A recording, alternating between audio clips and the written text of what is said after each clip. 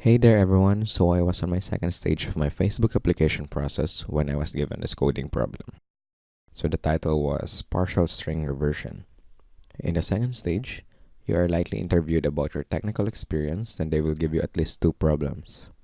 First problem is a warm-up problem, which is like this one, and we will be discussing the second problem on our next videos. So watch out for that. Alright, make sure to subscribe and like this video if you want more, and let's get started. So, what is the problem description? We are given a string, a start index, and an end index. We have to return the string after reversing the substring, which starts from start index until end index. So here is an example. We have an input of A, B, C, D, E, F, and a start index of 1, and an end index of 4. The output would be A, E, D, C, B, F. Why? Because starting at index 1, which is B, and ending at index E, which is 4, from B, C, D, E, it is now reversed to E, D, C, B, as you can notice there. Okay, so let's analyze the problem first before we actually come up with a solution. So here is the analysis of the problem. We start with a given string, and for each keyword, let's think of some considerations. Okay, the first consideration that we can come up with is that the string can be null or up to any length. As you can see here, it didn't mention that the string would be at least this length or the string would not be null. So let's put it down. And also it has a start index and an end index.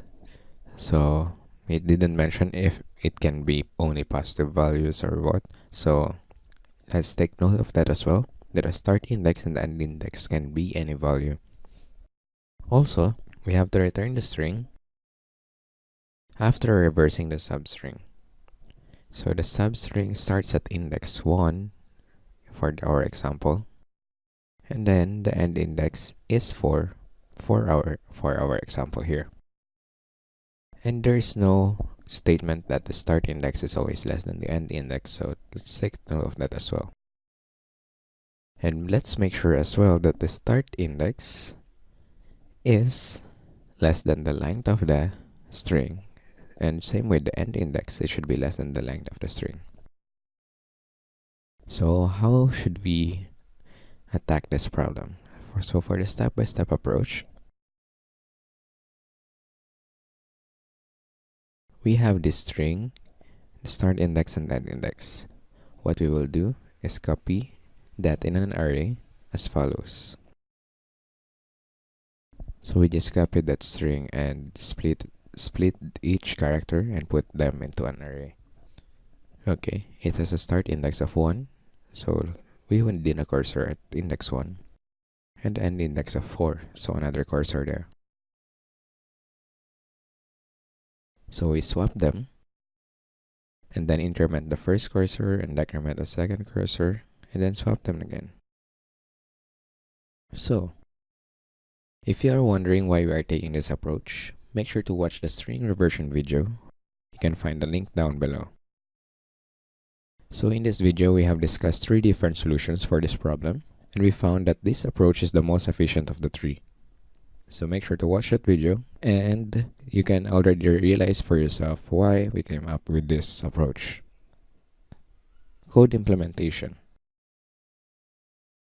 Okay.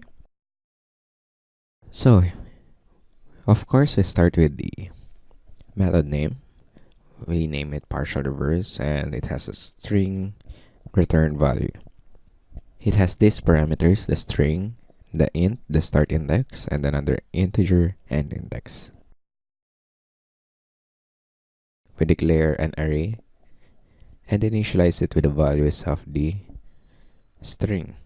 I mean, each character of the string, as you can see on what we did there earlier. And we have to return the reverse partial array in a string format, so return new string array. So what we did was, we started at index start, and while it is less than the end index, we continue the loop. And then what we will do is actually, it's up to you how you would like to swap the values. But for me, this is how I do it for clarity. I put the start value in temp and assign the end value to start and assign temp to end. And of course, we have to increment and decrement the values of start and end. That's how you actually move the cursor from one index to another. Okay. And of course, we would have this string error message null. So this is how I would keep track of the error. So this error message would contain those considerations that we have listed down earlier. So first is that we have to check if the string is null, and then we put an error message there. Next, we have to check if the start index is greater than the length of the string. Similar with the end index, it should be less than the index of the string.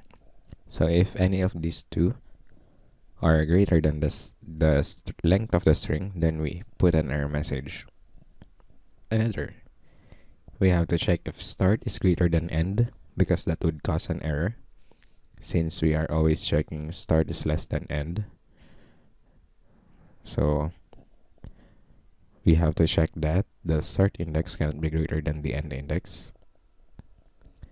And lastly, you have to make sure that the start and the end is greater than 0. Why? Otherwise, it would be array index out of bound exception. And we have to check if the error message is null. If it's not null, then it means that there is an error. So we end the method already. We don't do any manipulation on the string. We don't do any check anymore because there is already an error. If there is no error message, then we do the manipulation down below. So let's simulate the code. Alright. So we remove the example first, and then what we will do is from the partial reverse, we have the parameter string start and end. And then, so we are given the string A, B, C, D, E, F with a start of 1 and then end of 4. We initialize the error message, so we put it there as null. So the string is not null. The length is valid also. Start is less than end, so it's valid as well. Both are positive values, so it's okay. So there are no errors. Now we can start with the actual solution. So we create an array and initialize it with the value of the string as follows. And then you would have two cursors, the start and the end. Start and end. And then a temporary array. So array start is B. So we put it there in a temporary array. And then assign the value of end to start. So we move E there. And then we assign temp to end. And then increment and decrement the start and then index. So it would be as follows, 2 and 3. Now, start is still less than end, so we do the manipulation once again. We get the start C and put it in a temp value. And then end, we assign it to start. And then we assign temp to end. And increment and decrement the start and end values again. Now, start is greater than the end. We won't do this loop any longer. So we return the string equivalent of the array. So it's ADCBF. So that's it. If you have any questions, just comment it down below. If you have any programming problem you want us to solve, make sure to comment it down and provide a description of the problems as well. Make sure to like and subscribe if you learned anything from the video. So good luck. I wish you all the best for your next interviews, and if you have any programming competition that you will be joining, this could be very much helpful as well. So good luck, and I see you next time.